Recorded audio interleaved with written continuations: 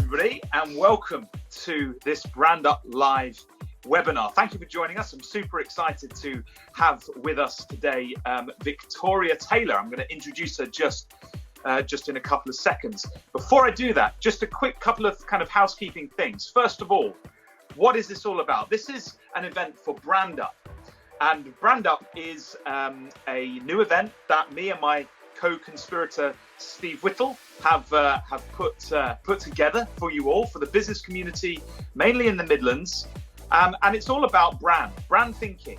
We're talking about brand strategy, not brand as a logo and a set of fonts, but brand as a way of building great, meaningful, customer-centric businesses. And so that's what it's going to be about. It's been rescheduled to February the 19th, 2021. We're at the Quad in Derby, and it's for a great cause. It's for age concern, and the tickets are really lowly priced, so that we can raise a load of money for age concern, add great value to the business community, and put on stage 10 phenomenal world-class speakers. So we hope you can join us for that event. In the meantime, and leading up to that event, we're putting on these mini kind of webinars, which we're really excited. We've had some great guests so far. Today is no exception. Without further ado, I'm going to introduce today's guest, Victoria Taylor. Who is Victoria Taylor? If you've not heard of her, you no doubt will after this event. She's a CX expert, a customer experience expert. We're going to be digging into that as we go through today. And one of the things that I find phenomenal about Victoria is she's worked for some amazing brands like BMW, brands like Tesco, Disneyland, Aston Martin, loads of them. And she's got a wealth of great experience and knowledge to share with us today. Welcome, Victoria, to this webinar. Thank you for having me. That was a really nice intro. Thank you for having me. We do what we can, me and Steve. and just to mention Steve again, Steve's voice we might hear booming in at time to time, particularly if any of our lovely listeners and the audience at home, if you've got any questions, pop them in the chat. We're going to try and do our absolute best to kind of get to as many as we can. So if you've got any questions on customer experience, today is the day to get those answered for you. So let's keep the energy high. Let's keep going. We're going to start with how I always typically like to start something like this, just to make sure we're all coming at this from the same perspective. And that is to get your perspective on what CX is and what brand is, and how you kind of define those concepts and how they kind of fit together. Go for it. Give us your definition, Victoria. Okay, I think I probably define brand similarly to you. I always think that brand is about them, not about you. So it's about customers, and it's about the feeling or the meaning that they attach to you as a brand. So yeah, it's always about how they feel. And how customer experience relates to that is that when you create good experiences, it makes people feel good about your brand. So ultimately, we need to be creating good experiences. Absolutely. I'm so excited. I knew we were aligned anyway, but I just wanted to make sure that everybody at home kind of, or in their, their home offices, were kind of aware of that. And I think this concept of customer experience, or CX as the buzz acronym is huge at the moment, isn't it? Particularly in the context that we find ourselves in today, which is in the context of COVID, and we'll dig into that in a bit. But perhaps before we dive into that specifically, when you come to look at a business's customer experience, I think it might be helpful if we think about it from your, again, through your eyes. How do you kind of review whether something is a good customer experience as a system, or a bad customer experience? How do you go through a process to analyze that initially? Yeah, so it's always different. So I work in two different capacities. I work in a hands-on capacity, which is around like experience design and strategy, and I work hands-off, which is consultancy. So they're two very different approaches. I could be getting nitty-gritty into the down and dirty and doing all the design and the strategy and the training, or hands-off. So they are different approaches. But I think with everybody, we always start with their entry points, which is every entry point that somebody has into your business. And it's really basic, but it's incredible how many brands don't actually look at this, because a lot of experience when you speak to a brand revolves around what exists within. They're not looking at how people are actually entering into their brand. So an entry point can take many forms. It can be a conversation, it can be an email, it can be a networking event, it can be when you're stood on stage speaking at an event, it could be a tweet, it could be a Facebook post. You have got hundreds of entry points that come into your brand, and you need to make sure that there's a strategy at every single one of those to make sure that that provides a good experience, because there's no point in having a strategy for anything else if those entry points don't provide a good experience first and foremost. That's like a really good starting point for anybody at any level, to examine your entry points and make sure that you have, you know, a good strategy at those entry points. Oh, that's awesome. So would you also go on, would you say, in terms of a process to not only analyze the entry points, but then as the customer sort of interacts, I guess, inside the brand when it buys, when it, I've called the customer an it, that's probably like the worst thing to do to a customer experience expert. But, you know, when the customer, when they buy something, you know, as they go through it, and then as they eventually, I guess, offload themselves, you know, and exit the process, whatever that might be. Is that also part of the thinking? Absolutely, yeah. I mean, it's really holistic. It's not just about the sales process. You know, customer experience is everything. So your processes and systems are. So the way you converse with your suppliers, that's customer experience. The way you treat your employees, that's customer experience. Your sales process is customer experience. You know, the way that you converse is customer experience.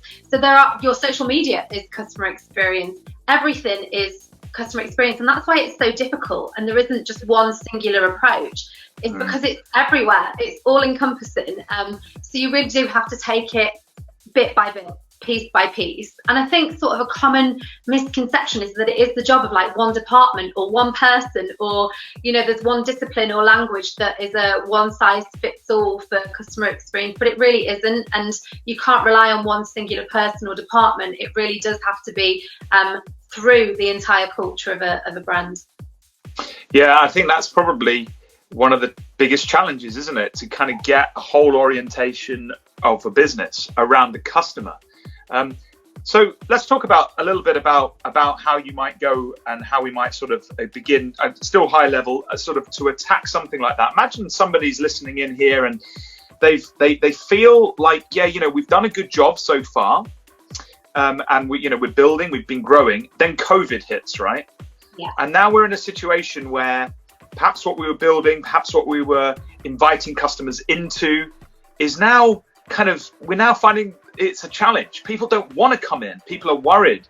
There's a whole kind of question mark as to what experience we should be offering. Have you got any thoughts then in terms of how we navigate these kind of fast changing environments that we find ourselves in from a customer experience perspective? Yeah, absolutely. So you can take this with a number of different approaches, but the first thing is first with anything is making people matter. And that doesn't matter about, you know, if you take we've talked about this before throughout the pandemic, you know, if you sort of take that business hat off for a moment and place us where we are, we're in the middle of a pandemic, and ultimately the people that are customers, the people that are going to be buying from you are people like you and me. People are all facing different challenges. Everybody is in different boats right now. We don't know what one experience somebody is having to another. It's really important to remember that contexts are different for every single person that interacts with your brand.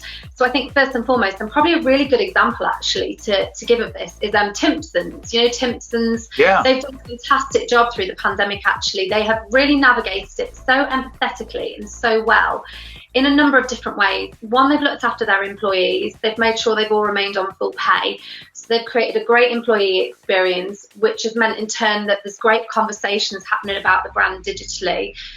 They've given up car parks to NHS staff to make sure that NHS staff aren't paying for parking. So they've empathised and looked at the situation and gone, how can we help? They're providing free dry cleaning to people, which I think they did before actually, for anybody that's wanting to go for job interviews that can't afford to have their suits cleaned. They've become a brand that cares. And I think first and foremost, that is something that everybody should be doing now. And it is quite difficult because we get out of this, you know, naturally we're in business. We think about sales, we think about our products. But, you know, we do have to take the context for what it is and understand that first and foremost, I think we need to have that empathy experience for where we are right now. I think empathy is a huge thing that we struggle with in business. Particularly, I think it's because usually there's a lot of onion rings. I call them onion rings, like layers between people that make decisions and customers. When you're small and you start up, you can you're right on the front line. But as time goes on, you get more kind of sheltered.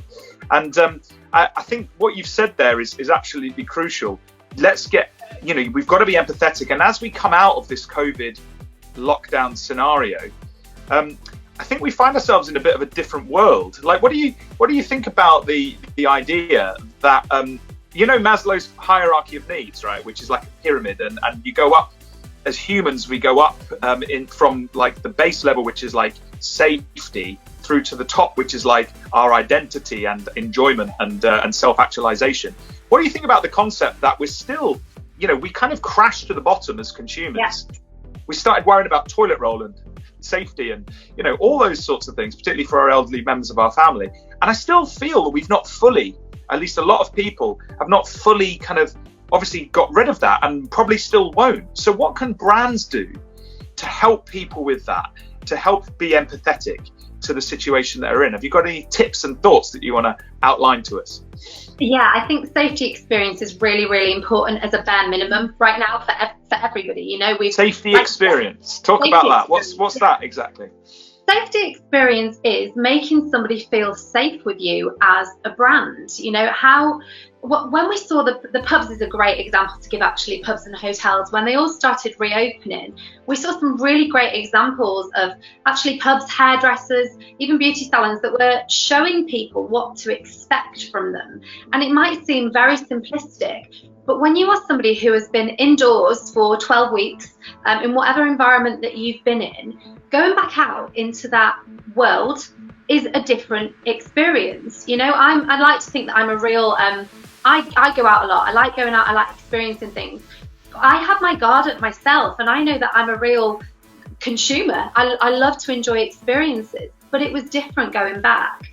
And I think what's been really good is seeing brands that have helped people to feel comfortable. We've seen a lot of people using video and showing people how they can expect to be greeted when they visit a business again, how they can expect to be taken to hand sanitizing stations, how they can keep their distances, the one-way systems that they can take through premises to know what that's going to be like, how their staff are going to look.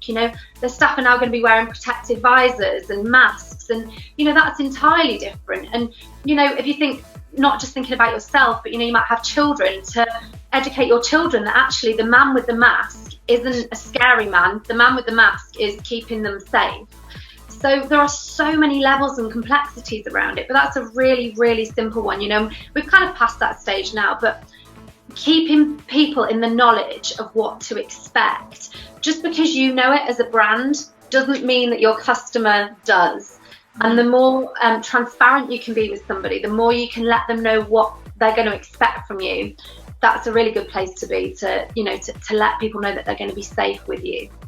I think that's a wonderful example. I think the other thing on that front is sometimes that people are not sure, right, what to do. It's not that there's just this unease, and regulations are changing all the time. The government advice changes, so people are unsure. And I often think just having some form of signage that says, if you don't know, ask. It's totally fine. We don't mind. And making sure the employees, you mentioned this, a few moments ago, the employee experience, at Timpson's, therefore reflected a great customer experience in the sense that they started talking about it well and they felt comfortable. And now they're back. I imagine that they're more open and able to talk about, the things that the company is doing. So I think the employee experience becomes very important to the customer experience in these situations, and it's finely balanced. So making sure that we're clear on that as a brand, what's happening, making sure our people know, and then obviously ensuring that customers get that experience is crucial.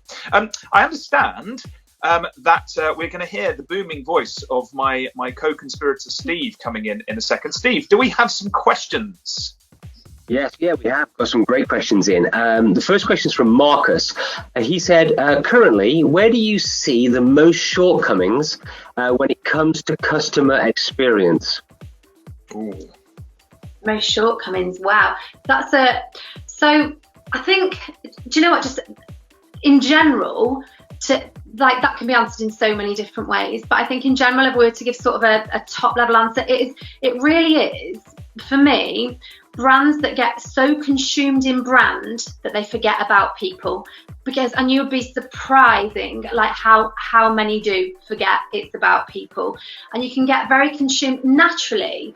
We are in an environment now where people are planning. You know, business has gone out the window in lots of different ways for a lot of people, and there's a lot of planning, processing, systems in place, etc. And very often when we're so engrossed in working in our businesses, we do forget that customers are the thing that keep us going, and actually being personable with people. So I think the shortcomings are the brands that aren't engaging with people, and they're not treating people for, you know, how important they really are. And that's as simple as having conversations and building relationships.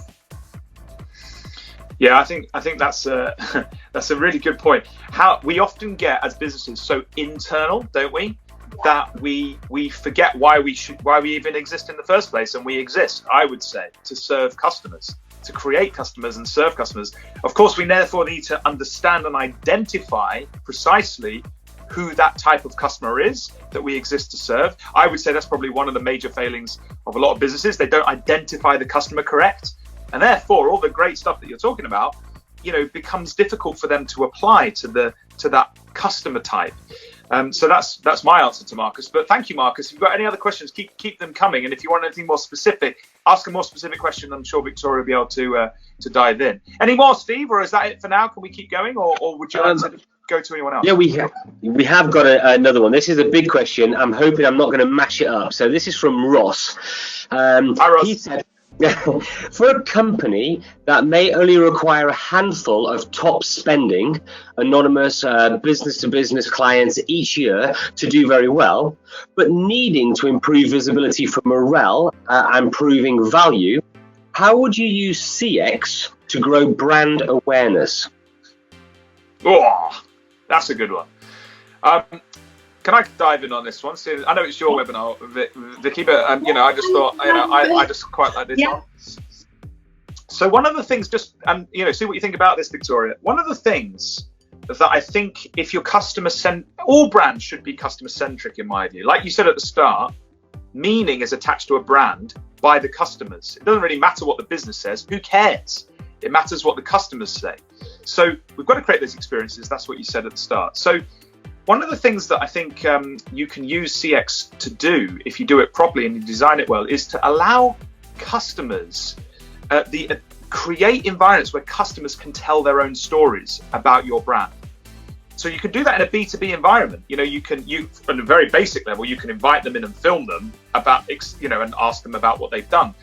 But you can actually also create sort of environments whereby they are telling stories about what you've done. So for example, I don't know, let's say for example, you do a competition, for example, and the competition means that they have to do something on social media where they explain a story that your brand's been involved in that's helped them. Even on, you know, and in the competition you've incentivized it, yes, but you can then draw out those stories, draw out that meaning. So that would be one way I think you could, not necessarily need, you know, you can use customer experience to your advantage. Just customer reviews, that kind of stuff also does the same. Any other thoughts on that, Victoria? It's interesting that you say that. Actually, I was talking with one of my colleagues the other day who's works in content creation, and we were talking about a guy called Mark Schaefer who'd written a piece saying that, you know, we always used to say, oh, content is king with, you know, digital media, but actually saying that user generated content is far more king now, particularly during this period of time, because people want to hear what their peers think of a brand, particularly now. You know, they want to know that their peers, and it was, you know, it was prevalent before, but I think even more so now, we've gone into this period where people have had way more time to reflect, to look at the behaviour of brands, etc., etc., etc. So I think content that does encourage users to share their views, like you just said, is absolutely crucial, because that will then empower the brand to then empower the people within the brand, because, you know, you've been empowered by, it's almost like doing it the other way. So you're almost like using your customers to empower the brand back as well. You know, empower people, they'll empower your brand, and vice versa. One thing I kind of been talking to some of my clients about is, getting clients down, say it's a physical store, or retail store, getting clients down there in a little focus group and then walking them through and asking them, how are you feeling right now? What do you, and then, and you can find out so much information just from walking people through. But filming all that and getting permission to put that on the internet is another great way of kind of promoting what you're trying to do for the customers, but almost from the customer's perspective, and then interview them afterwards and piece it together. You've got a great story there of how your brand is trying to help people. And obviously, we're probably a bit late on from that in terms of development, but it's still important, particularly B2B, how things are delivered, where, people are still not sure about offices. We've still got all that to come. So, telling stories through the eyes of the customer, got to be key. I'm keen to move us on a little bit, unless you had anything else on that to say. Let's talk about, let's keep going with the COVID sort of scenario. And I know you're a keen student of all things, customer experience out there. Just wondered, you mentioned Timpson's already. Got any other kind of things you've observed that you think, do you know what, that is a great example of good customer-centric design? Yeah, there's been a few actually, and there's been some really innovative ones during the pandemic as well, I think. So there's a company in London called the Ginger Line, and they create really amazing dining experiences. And the old process as it went was you would sign up, get your ticket, and then the day before they'd send you an email, and you'd get, like, a couple of weeks before, you get your instructions about turning up and what you needed to wear, and they were very themed. And then a couple of hours before, you get an email and then a text message saying you need to look for the butterfly under London Bridge or whatever it was. And then they take you to a secret location and you go and have your dining experience. Fantastic. Naturally, that's gone out of the water. COVID hit, that's gone out of the water. But what they have created with their sort of co-brand Flavorology is the Picnic Hunters Club. And I think this is really interesting because what they've done is they've pivoted the experience so that it's still a similar kind of process. So it's in open green spaces in London parks. What you do is you get your text message, you go to the park and you go on a treasure hunt to find your picnic. And when you find your picnic, you have your picnic and games in the park with families. So they're still creating an experience, but they've just kind of pivoted it around what they've done and made it more COVID friendly. So that's like a really nice physical one. That I think it's a really nice idea, and it's safe. It's something that people can enjoy while still having that excitement that they would usually get from the physical events. I think sort of recently as well, KFC actually, that's one that's been interesting. Only yesterday they've just gone against brand, haven't they, completely, and dropped their whole finger licking good, and they've just gone good and gone. And they've just said that thing we always say, ignore it, which is fantastic. So they've taken that safety experience and gone, people want to feel safe. And they know that licking their fingers now is not a good thing. So that's really contextual to the environment we're in. They've taken that away and they've gone, right, we're putting safety experience above typical brand content, which I think is really interesting. And they've made that pivot. The Camden Brewery is another good one as well. So they've combined physical and digital, and they produced, I think it's the world's first drinkable TV advert, which I thought was really cool. Oh, wow. What they'd done was they surveyed people, and 1 in 3 said that they missed going for a beer with their friends during the pandemic. And they created a TV advert where they put a QR code within the advert, which meant that people could scan the QR code and then get one of 45,000 free beers from the company. So it's a really nice experience that they combined digital with the physical environment and, within the home to then provide something physical to them, i.e. the free beer. So I love that one as well. There's been some really cool different things going on. It's quite cool, isn't it? Yeah, I mean, there's one that I thought was quite good. I mean, often these pivots and all the ones that you've mentioned, they often don't just kind of require one, as you say, one department sort of orientating themselves. They require a lot of pieces of the puzzle coming together. And I think Heinz, I don't know if you saw Heinz, they did a really cool thing. So during mid-pandemic, they created, obviously people were finding it hard to get supermarket slots. And instead of just kind of just sitting back, they decided to go straight to consumer, cut through the distribution networks that they had, and create a box that you could buy. I think it was like a tenner or £15. I think you can still do it, just of essentials. And they did a deal with, I can't remember the distributor, but the kind of the delivery kind of network, Hermes, I think, or someone like that. Anyway, they managed to get this out and get it up in such a short space of time, and really orientate their business around that. And then they think they've brought out the lines for babies and that kind of stuff. It's phenomenal, really, what you can do if you set your mind to it and if you know who your customer is. Completely. It's like, and that's very situational, isn't it? That's very situational to where we were, the demand. I think Morrison's did something similar. Lockdown Haircut was another one. London-based barbers, really interesting. So it's a group of barbers that got together and they produced a website called Lockdown Haircut. And basically you pay your £15.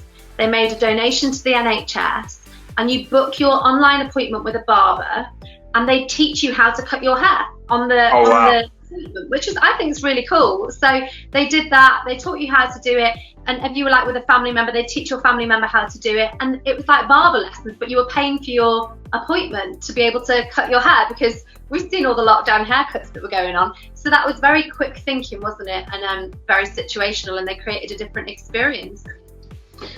Wonderful, wonderful. Anything? Is there anything that you've seen, and fine if not, because people don't tend to shout about this, but where it's kind of not actually that good, like, not great? Because I suppose just doing nothing often is not that great. But is there anything you've seen that you think, ooh, I wouldn't think that's a good customer experience?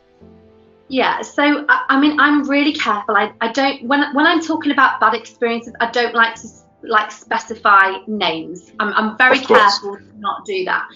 But I will say low cost airline, and anybody can take from that what they want to take from it, but who had reassured customers that the flights wouldn't be full when they were going back. They would be half full flights.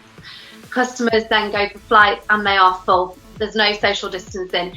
And fine, we know that businesses have struggled, businesses need to fill their seats, but it was the fact that they've made that promise to customers that the flight's really going to be half full. That's a bad experience, and it's an experience that when you're at that point, I can only imagine being at that point at the gate in the airport, someone who's a frequent traveller, that would have sent anxiety through the roof for me, thinking, I'm about to get on a metal tube to get on a flight. I've been guaranteed my flight is only going to be half full, and now all of a sudden it's full. I've got nowhere I can go, and I've got to get on this plane. For me, that's relationship with brand damaged, So it's just, I think it's stuff like that. It's very service based, and also as well, I've really noticed the brands that haven't treated their employees well, and that's been huge for me. I've seen that all over digital. I know everybody has been in very challenging times, but we've seen some bad behaviours over this period of time. And, without highlighting anyone specifically, I really think how you treat your people says a lot about how you do everything, really. Yeah, for sure. I think that example of the airline is crucial, is brilliant, because if we say something, like if we're saying to people, look, come in, it's safe, this is the rules, and then basically you go in that shop and they're completely broken and there's no consequences, and that is a bad customer experience, right? I remember some of the stuff I find quite bizarre. Like, I'm an old designer, right? So design for me is like, I've obviously taken design up into the boardroom, but just in terms of just design, just like I remember, like, even so now, local supermarkets, they have you've got your hygiene station, and it's basically like some old like squirty can on a rusty old table with a bin with stuff coming right over the top of it and on the floor, and you just think, come on guys, like this is your customer experience here for hygiene, like make it great, some crazy things like that. Anyway. It's so interesting you say that about the sanitizers, because I always take my own little bottle with me now in my bag, but whenever you go to a shop, they say sanitize your hands, but you're all touching the same top of the hand sanitizer, right? So I'm just like, okay. And so I think, actually my hairdresser, she got a contactless one. So you just put your hands underneath it, which is brilliant. Obviously you're not touching it then, but you're absolutely right. And going back to what I said at the beginning of this, that is an entry point into a physical premises. If that is an entry point, and that entry point isn't providing a good experience, and that is come and put your hands on our grotty sanitizer bottle, then that's a bad entry point into a business, you know? Absolutely. And I think the truth is, if you can't do it well, you need to think about what you can do well. And if physical space, I know I'm probably going to get shot here, but you know, but if physical space is not something you can easily manage and maintain and do properly for your staff and for your customers, then you need to think about the other options that are available, whether delivery, whether, you know, there's other things that you could potentially do that you can manage to make that a really positive experience. I'm going to jump onto Steve. I'm going to hear. I love hearing Steve's voice. Always, Steve. Steve, be nice to Victoria. What have you got for us? Well, we have got a question from John. He asked this early doors, and you have answered most of this, but I'm going to expand on it because I know him and I know what he was saying. I know what he's getting to because we've spoken about this. But he asked, the original question was, how has brand positively affected companies during COVID? Should we be focused on brand? Now, I know you've answered that question a lot, but when he and I were talking a couple of days ago, because he deals with a lot of CEOs, I know that he's thinking along the lines of CEOs are focusing on unfurloughing people, on trying to get new business in. How do they recoup the lost money? You know, how do we? CEOs are not as focused on brand as maybe the experts in brand are. So, you know, how do we get the CEOs on board? You know, with that CX. You know, and brand. So I'm sorry, John, if I've messed that up for you, but I know that we've spoken about it. Okay. Do you want me to jump in on that, Matt? Do you want to jump in on that one? You take that one. No, you know I always want to jump in on everything, and it's a problem because I'm interviewing you. So you go. Yeah. I think, I think it is really challenging because we are, you know, we're facing times where there is so much uncertainty, particularly in, you know, October when the furlough does end. There is going to be some huge challenges that people have to face at this point. I do also think, though, that, you know, pointing out examples of where things have gone wrong, i.e. where brands have, not necessarily just because of the pandemic, but, you know, we only have to look at brands that haven't innovated and brands that haven't taken care of brand and how that story has ended.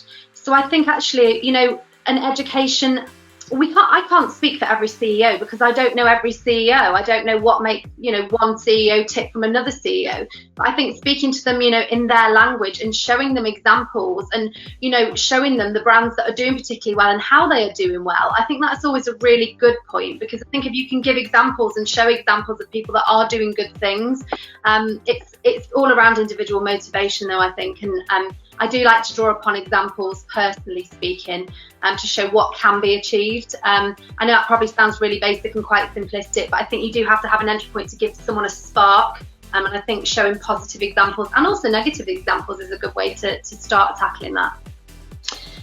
Yeah, I think that's a good answer. I think the truth is that brand, it depends how we define brand, right? So I don't know how John defines brand, but obviously if people are thinking that brand is a logo and some fonts, which is a typical, you know, set of colors and a little book, that isn't your brand, right? Victoria's already helped to define it today.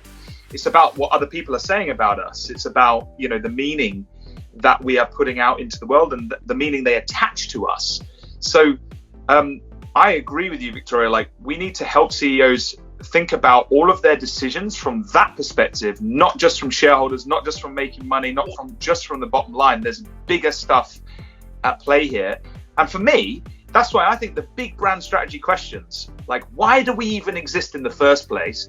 And who do we exist to serve? If we know those two questions, the answers to those questions, then that's a CEO's dream, right? Because that's a lens through which to look at all the decisions that the CEO and their leadership team, and if they're a big company, the teams under them, need to start taking.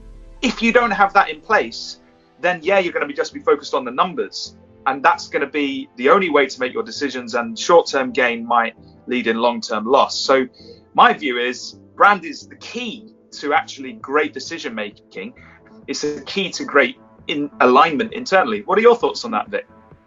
Yeah, I completely agree. And I think, you know, I think sometimes we can get so caught up in the internal, like you said, you know, the internal, how do we do this? How do we do this? How do we recoup the money? How do we recoup this?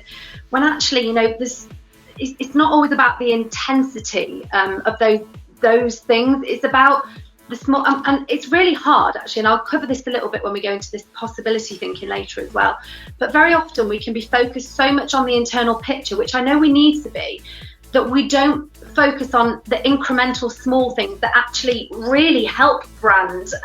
First and foremost, you have to behave as though your business won't survive without your customers, because it won't. And whilst you're busy making those decisions internally and thinking about all the internal politics, etc., which I know is there, some real simple customer care conversations, having those real builders will help you when you're moving back into that space. So it's important to make time for that. No, I think that's crucial. Steve, do we have any other questions before we get, because Vic's talked about possibility thinking and I'm excited to get into that, but any other kind of final questions you want to just throw at us before we move into that? Yeah, absolutely. We've got two amazing questions in, but the one from Ross, we are going to get back to you, Ross. I think is going to be relevant later. But we have a question in from Minda, so I hope I don't mash this up for him because it's quite a biggie. We're talking about recent events and talking about COVID. In my world, there's still a focus on diversity following this summer's BLM protests. Have you seen any brands changing or thinking about changing their approach to CX with a refocus on diversity and reaching new customers, or have they just let it slide back into business as usual? Interesting. So a brand that I use, actually, a really good example is a brand called Beauty Pie. I think they're a really innovative company anyway. They're a cosmetics company. And I decided that I wanted to get premium makeup products through the post during the pandemic. It's been fantastic. I won't go back. I love this brand.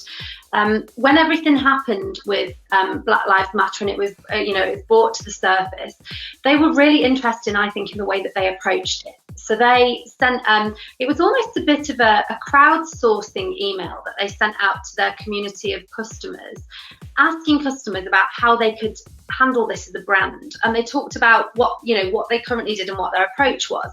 And they highlighted how their foundation shades, the darker shades of foundation, were far more expensive than the lighter shades of foundation because of supply and demand, and that's just the way it had always fallen. But they put it out to the community and they said, we actually don't think this is fair, and we feel like we've been really neglecting our responsibility in making sure that all our customers are treated equally. And what we propose is, and they put down this solution and they shared numbers and facts and figures and said, over to you, the community, would you be happy if we put products up by X across the board so we can bring this down here so we're a more inclusive brand, which I thought was fantastic.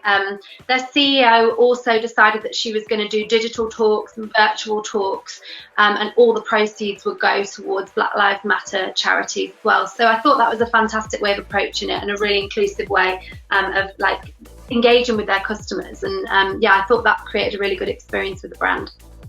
Yeah, I think that idea of engaging is, I wouldn't say people have gone back to business as usual. I think there's a lot more of an open ear in a lot of organizations I've had to deal with, where there's a lot of internal conversations in inward lookingness. CEOs are asking the questions like, well, we're not racist, but you're right, like our board doesn't exist of anybody from that community or anything. So and I think a lot of CEOs worth their salt value diversity, because diverse thinking actually allows you to put yourself in the shoes of customer groups in that sort of from those backgrounds, and allows you to see yourself through their eyes as well. So diverse thinking is super important to brands.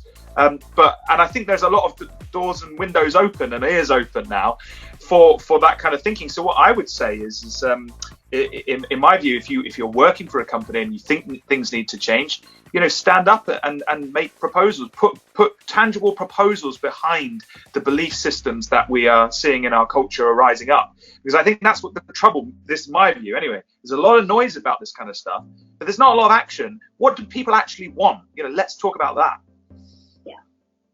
Anyway, there you go. That's just me. Steve, any more? Was there? Did you say there was one from Ross, or should we come to it in a minute? Yeah, we have got one from Ross, which is quite good. But I did like what you're saying there about is it business as usual? I think I think that we shouldn't just assume that it isn't business as usual for a lot of people. I think there's a lot of companies out there who may have buried their head in the sand, and they do still need challenging. But I know that a lot of companies I'm working with, they recognise that actually they may not be able to provide a quality of outcome because there aren't the people out there to fill those spaces, but they have looked deep inside to say, are we doing a quality of opportunity? So they question their processes, especially with customer, with employee experience. Do their employees feel that there is a quality of opportunity for everybody? And those questions are being asked. So, I mean, I think that's a great point. I think he's brought that across. Anyway, I couldn't keep my mouth shut, sorry. We have a great question from Ross. And he's saying, with growing importance and focus, what does the future of the CX role look like? In education, should UX and CX be a component of teaching, marketing, graphic design, product, digital engineering, etc.? Or should it be kept as a separate specialism? What do you think, Victoria? I think absolutely. I love that question. I think it's brilliant. We are all customer experience creators, and first and foremost, before anything we do in business, we are all customer experience people, all of us. It doesn't matter what we do, what product or service we sell. Every part of our business is customer experience related. So I think that's a fantastic question. And yes, it should absolutely feed and weave through every section, every interaction, everything within a business. I think everybody in a company is responsible for a customer's experience, not just a department. And I do think that UX and CX should absolutely link together. Yeah, so definitely it should be. I think it should be a discipline that's taught, and I think it should be something that is, taught in schools actually, and taught through college and university. It's people skills, isn't it? It's life skills, and that's important for any business or brand anywhere. I think as well, it's I know I've heard you talk on this before, Vic, when you talk about design, right? Like, so it doesn't happen. This is to quote you back to you, right? Yeah. So it doesn't happen by accident, does it? Like, customer experience, a great customer experience isn't just a random thing. If it can be replicated, it's designed and it's considered and thought through. And so with that in mind, any business degree course should be helping people think in systems, thinking the ultimate end game is to deliver a great experience. And yeah, okay, there's all this backroom stuff that needs to happen to make that experience happen. Great, but why are we all kind of running around trying to make sure that this is delivered next day? Because it's a customer experience, and that's the important thing. So why do we? I always think that component needs to be in every business course, any marketing course, any course touching business. Yeah, great question. Anything else to add on that? Okay. I'm just going to say, let me just bring this in while we're here. I'm just going to bring this in, actually. I think a shiny book. Yeah, this is a book that everybody should read, actually. It's called The Power of Moments, and it gets you into a different line of thinking as well. I think it's very often when we talk about customer experiences, we think about journeys, but this is all about designing for great experiences. It gives some fantastic examples, but it does get you into that thinking of, oh my goodness, you're out of your brand shoes and you're into people's shoes. I highly recommend it to anybody because it really will change the way that you think about experience, and that it should weave through everything. Brilliant. Oh, thank you very much. And we can drop that in some, I'm just going to give Steve a job now. He's probably like, what? Like, we can drop that into some sort of email or something after the event for folks to take a look at. I think that'd be great. We've got about, time is flying when we're having fun. We've got about another 10-15 minutes, right? Well, about 10 minutes, then we'll sum up. So I really am excited to dig into this thing that we've whetted people's appetites with, which is this idea of possibility thinking. So I know this is hot for you right now. Tell us what it is. Tell us why it's so great to know about. Okay, possibility thinking is really important right now, and I think because we have got into practical thinking, and naturally we've all been in practical mode since the pandemic has started. It's right, practical, get safety measures in place, get business systems in place. A lot of it has been around providing those basic minimal experiences. But what that has led to is a lot of sameness everywhere. You see a lot of very similar content, a lot of stuff that you know, outward facing. You see a lot of very similar stuff, you know, copy paste. It doesn't really matter what brand it comes from, it's just a bit copy paste. And a lot of people, I think, now are neglecting what's possible, because, like, I think it was Ross that maybe said before, it could have been John actually, that talked about, you know, perhaps budgets not being there, and there's not that time to think of what's possible. But it's really important to dream still, and it's really important to think about potential, you know. And it's really hard actually, you know, in any environment, to sit there with a CEO and, you know, for them to say, what's the ROI of dreaming? You can't really prove that to somebody, what's the ROI of dreaming. But, you know, you have to be able to think about what's possible. And I think without doing that, we do end up becoming quite stagnant. And, you know, very, very much in business, I think we all kind of go along together, although we're all doing our own thing. You look around you and you take influence from around you. And without providing that space to do something different, and I mean a space, taking your employees out of the boardroom, taking them out of those regular meeting rooms, allowing them to go outside wherever it is, and giving them that time to just go and dream, which might sound crazy, it might sound absolutely crackers, but you know what, that's where some of the best ideas come from. Allowing them to just go and think, not with any particular agenda, just going, what's the future of our company? What's the future over the next 6 months? How would you see that looking? What would you like to see happening? What would you like to feel as an employee? Go away and think about it. Give them that time to go and think about what's possible, because what you're going to get is a ton of ideas and different perspectives that might inspire something different, and something that's not typical, and something that doesn't provide the usual stagnant thinking. So it is drawing that line and going, right, take that time to possibility think. That's awesome. Yeah, I think one of the number one kind of enemies of creativity is fear, right? So like when people are a bit scared, or perhaps they're a bit quiet, and they don't want to stand up and say things, you know, they're not going to do it. They're going to feel like silly. So what I think you've just talked about is creating space for people to go and do that, and to report back, and like, it's okay to make suggestions. It's okay to come up with something, you know, off the wall if you must. But that's fine. You know, to generate that within business is crucial for innovation and for thinking outside of the box. And as you say, we all suffer. A lot of businesses suffer from stale thinking because they don't allow that. They sort of just try and keep going business as usual. And we've got to look ahead, particularly in these crazy times. I love that possibility thinking. There you go, folks. You heard it here first. If you haven't heard of it already, which many of you may have done, but it was a kind of a phrase that I was obviously conceptually aware of, but not sort of had it given that phrase before, which I think is fantastic. Yeah, I love it. So possibility thinking, like what do you think? How could we start applying that to some of our sort of situations today that we're finding ourselves in? Would you apply it, for example, to those entrance experiences that you thought about? Give your teams a task to look at that? Definitely. You can apply it to anything. You can apply it to those entry points, and, you know, take that away. I've been doing this actually and strategizing very much with the retail environment, actually, about how we can think about and actually apply something called theme park thinking, which is an extension of that. Ooh, another one. So it's about how we can, if you think of a theme park, and I use Disney as an example here, you know, you think of their queuing systems. Disney meticulously designs their queuing systems to provide an amazing experience. So when you get to a certain point in a queuing system, and I'll take Florida for example here, because it's hot, they have the sprinklers and the water that gushes in to keep you cool, because they know at that point in the queue you're going to be warm. So they literally measure when people get most hot, and that's where they place that. They place the savoury snack stands where they know that the savoury cravings are most likely to be, and the same with sweet.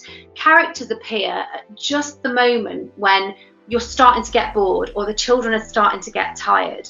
It's designed meticulously, so when you're in that queue for 2 hours, by the time you get to that ride, it hasn't felt like 2 hours, and that's all been part of the ride experience. When you think about that now and you apply it to retail, and retail's a good example, you know, we are in a completely different environment. People are wearing masks. There are queues for shops. People are queuing to pay for their goods. Has anybody ever thought about, placing vending machines on a completely different level, but placing vending machines in those queuing environments to stop people abandoning baskets?